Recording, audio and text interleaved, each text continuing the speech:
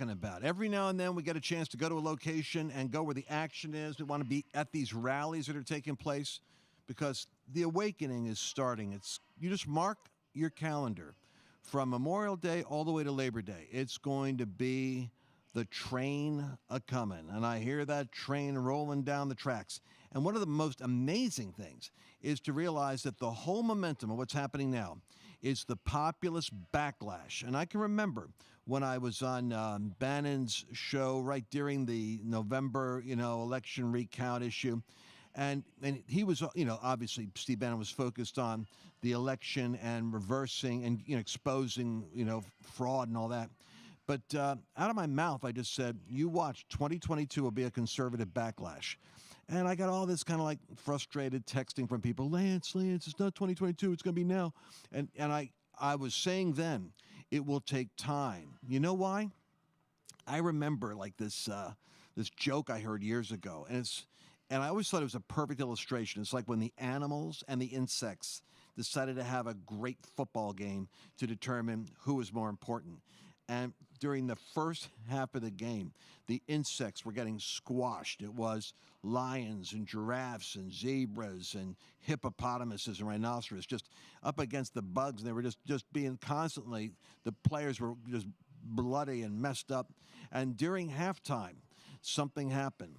When the whistle went off and the game started again, and after halftime, it was like, first of all, the lions started crumbling, and then the rhinoceros is grabbing its calf, and then the giraffes were dropping the zebras. It was one player after another, and the animal side was just getting decimated. And so there was a timeout called, and there was a meeting in the middle of the field, and the animals said, who in the world just entered this game?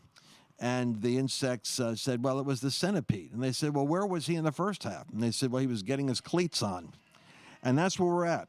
It takes a populist movement about the time from November 3rd till now to get its cleats on. And the news cycle has been dominated by woke corporations. You saw the Major League Baseball move out of Atlanta. You see Coca-Cola going Woca-Cola. You see the Pentagon suddenly, the military coming out woke.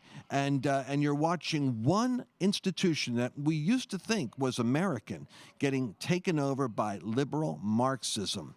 And then when you're hiding out and you're watching, Fox and one other news channel or something, and they won't even touch the election for fear of suits by Dominion. And so you're saying to yourself, do we have a voice left? And suddenly the roar starts to happen. The centipede is on the field. The cleats are on. And you're seeing the Wuhan virus expose come out.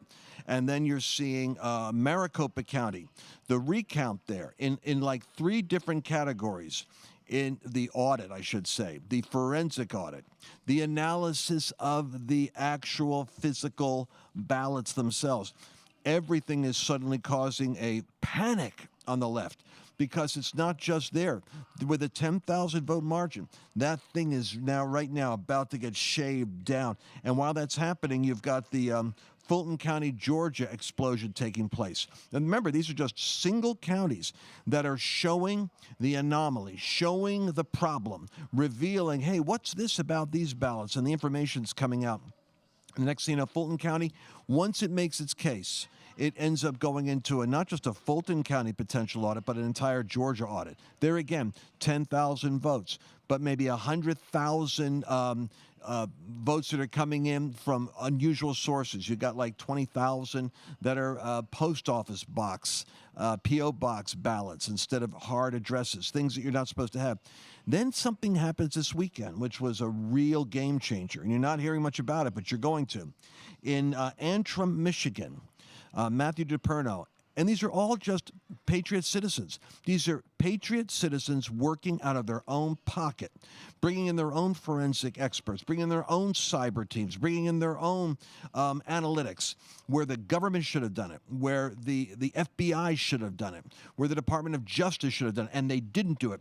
The the cleats are on the centipede and it's on the field. And suddenly you're watching all these anchors hobbling around, and you're watching awkward press conferences, because in Antrim County what they found was, and I believe it was on November 8th at 5:55 and 5:58 p.m., somebody accessed the voting records, the machinery, and was able to remotely do what we were told cannot be done. You can't hack into these voting systems. They're not Wi-Fi. You can't just go in and redirect them. And there were 2 illegal entries made that could have access to the records in order to backdate or clean up files. At that moment, it was caught. It was like caught as the cameras in Atlanta that were catching people pulling ballots out from under tables and ballots out of luggage bins. And now it's coming out. And we saw this stuff and we heard this stuff, but it was smashed. It was smashed down to silence by a conspiracy of, dare I say, technology and media and government all saying, shut up, you're a conspiracy theorist, you're crazy. But when the Wuhan virus story suddenly broke, do you understand what happened with that Wuhan story? What happened was that we're finding out that, and it wasn't just Fauci, it was who Fauci funded to do gain-of-function research. And we're all, part of the cleats is we're learning language. Gain-of-function, what does it mean? It means when you're augmenting and messing with the fundamental structure of a virus in order to plus it, to make it 5 times or 10 times more dangerous. You follow me? That gain-of-function methodology was outlawed. Trump didn't want it done, so it was taken outside the United States. It was done elsewhere. And it was done when there were 2 government personnel who, as 24 months ago, had written a caution about the protocols of lab security. Because instead of having, like, there's 4 levels of lab security, they were operating in Wuhan like a level 2, the kind of security that you would have at a high-functioning dental lab versus someone working with bioweaponry. And by the way, we were working with the Communist Party and the military. Can you imagine how gullible or naive or globalistically simple-headed you have to be to think that you can work with the Chinese Communist Party military in a bioweapons lab? And you're confident that they are not going to do something when you're not supervising? Do you see what's about to come out? Christopher Wray, our FBI director, is now having to answer the tough questions, and he's out there because the cleats are on, the populist movement. Now hear what I'm saying. The institutional high places, which for years I was preaching about, those mountaintops, those mountaintops are the institutions. We have pretty much not kept them. We haven't guarded the high places, and they've been occupied. Now they're being weaponized, occupied and weaponized, because it's a spirit world we live in.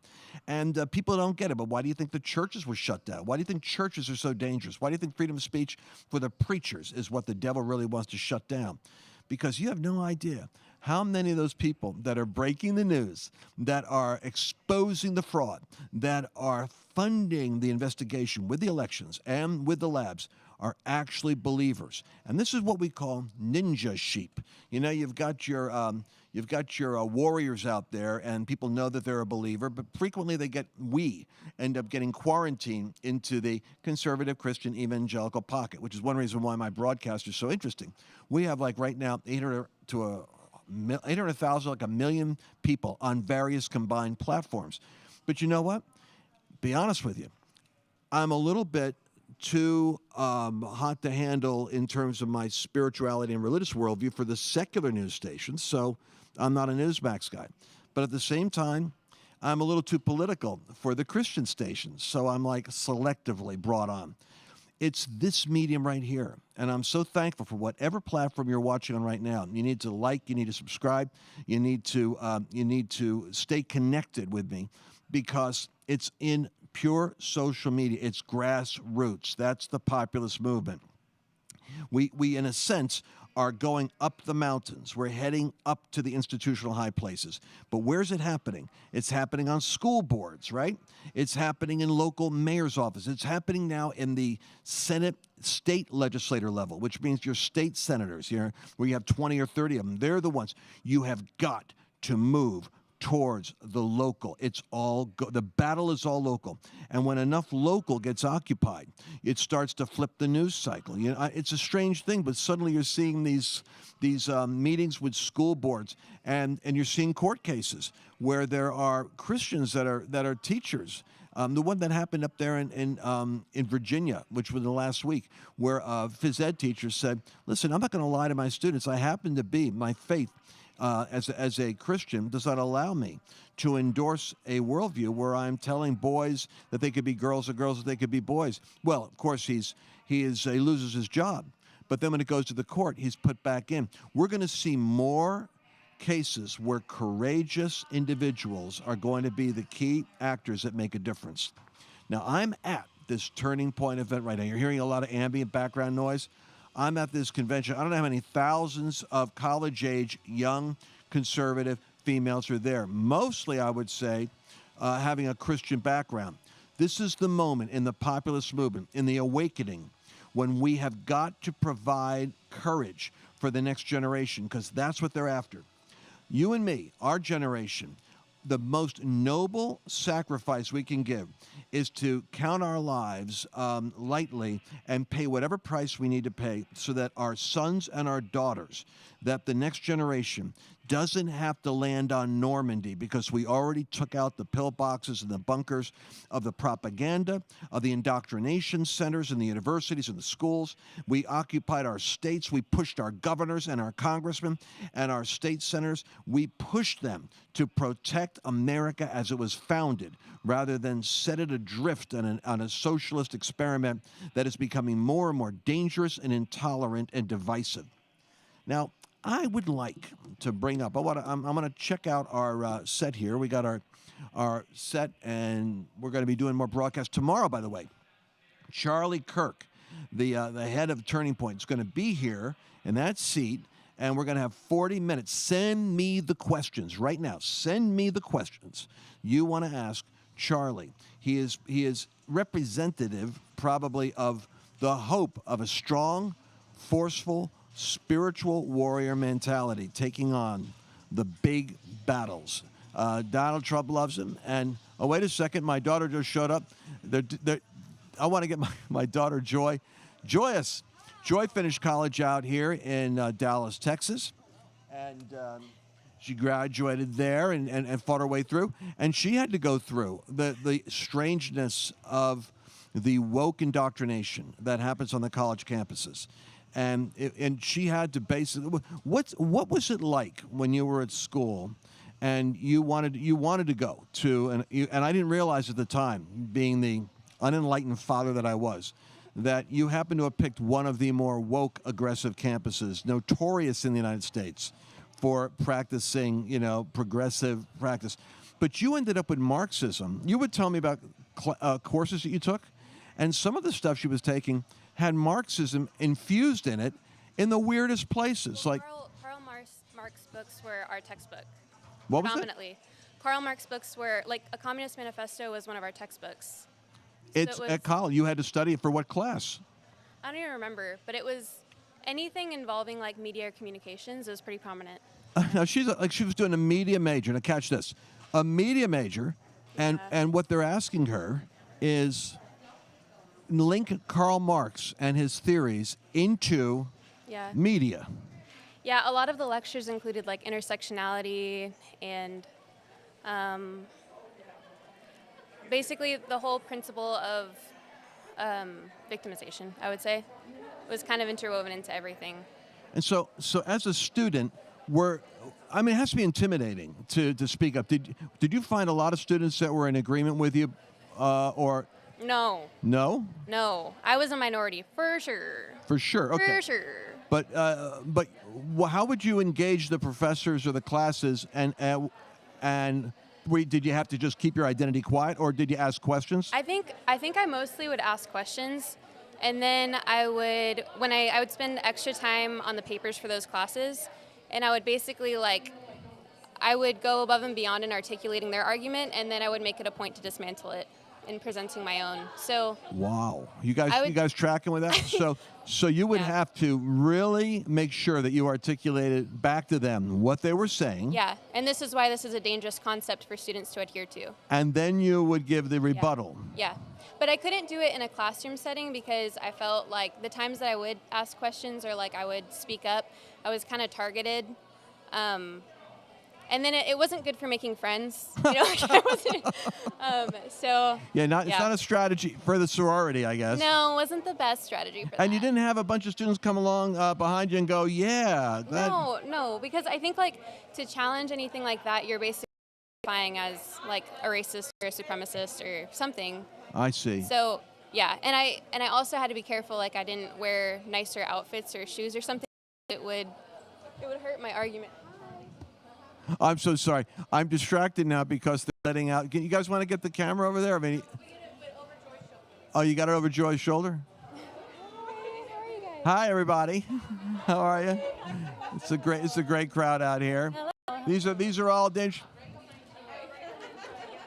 It's a powerful group of ladies here in this event. So who are you just listening to right now? Who was speaking? Do we know who was speaking? Judge Janine, what's her last name? Oh, Judge Janine. All right, so we'll stop here. Oh, they're done. They're not going like this, and I'm thinking, my team is telling me, am I done? Is that all I can say? Well, yes. So what were you hearing in there while I was out here? Well, I only caught the last couple minutes, so she was sharing stories. I would love to phone a friend. Hey, you guys want to be a lifeline? Come on the show. Come on the show. Come on the show. I feel like you know what you're talking about.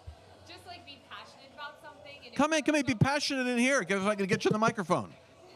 Get on in here, Melissa. Ladies and gentlemen, this is the future of America right Melissa now. Reed, Future leader, we don't know. I heard Melissa Laura Reed. Trump say future mayors, presidents, and governors are in that room. For all we know, these could be future presidents right now. Right. And we got the exclusive right here.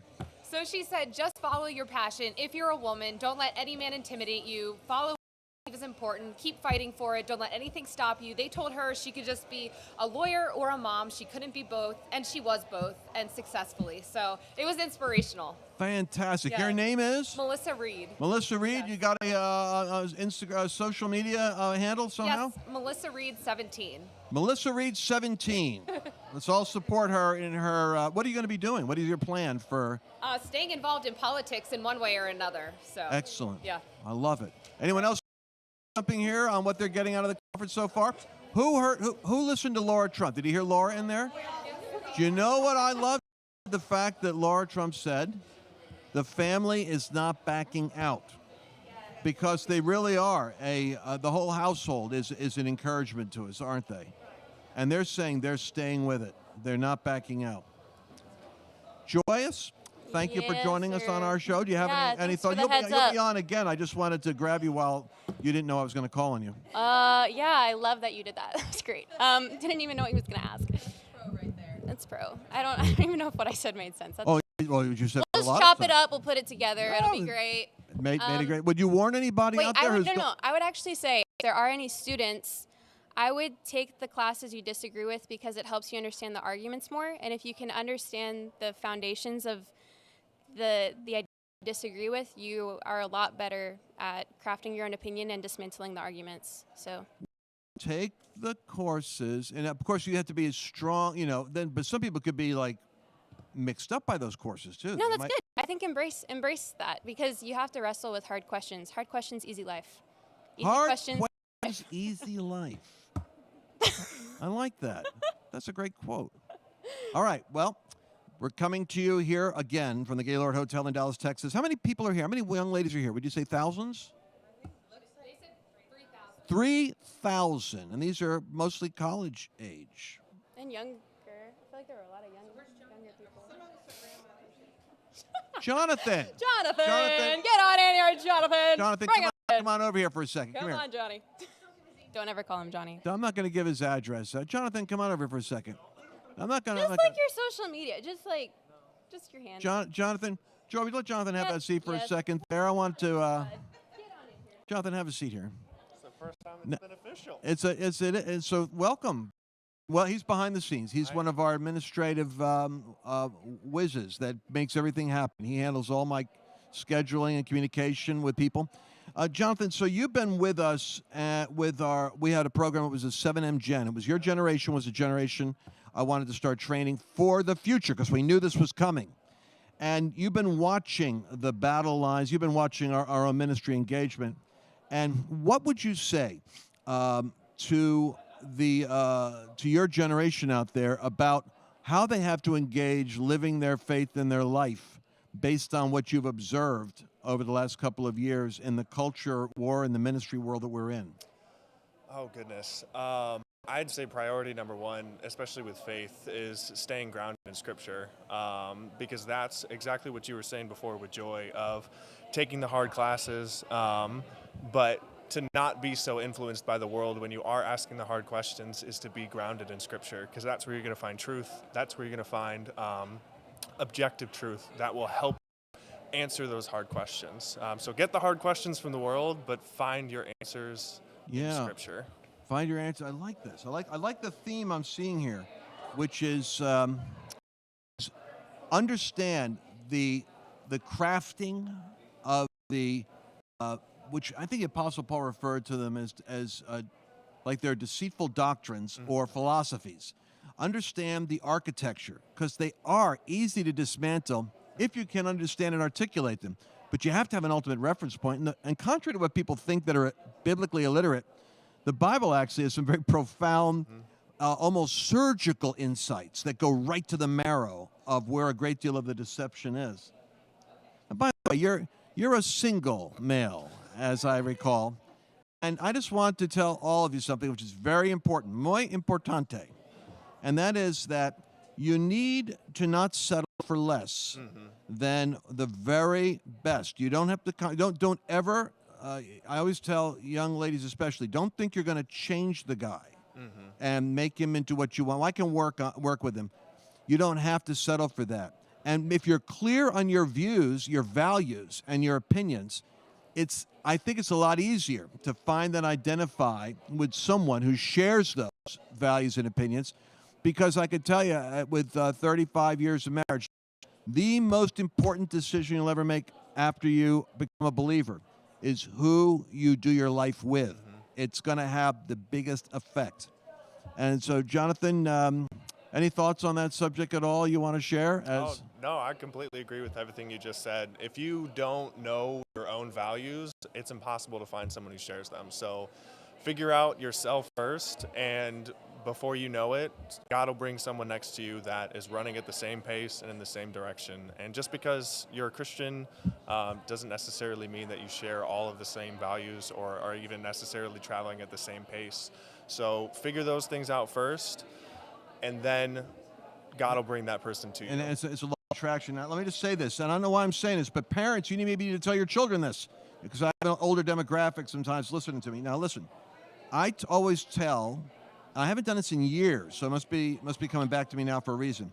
I used to tell young women that I would coach about future marriage and stuff, I'd say, pray for your spouse. You don't have to know who they are before you pray for them. In fact, pray for them because God has someone, and you're praying for them right now may be protecting and keeping them for the future. And it really is a sobering thought. And I remember hearing one preacher talk about it. The argument for sexual fidelity or purity is this. You're going to be with someone, one person. If the person you're with right now is not the person you're going to be spending your life with, then you are intimate with someone else's spouse before they meet them. How about thinking about that? They're not single. There's probably somebody else's spouse.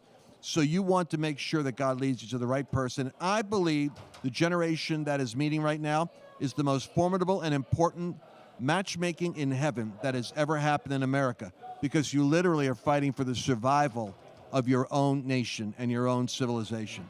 So thank you, Jonathan, for being who you are. All right.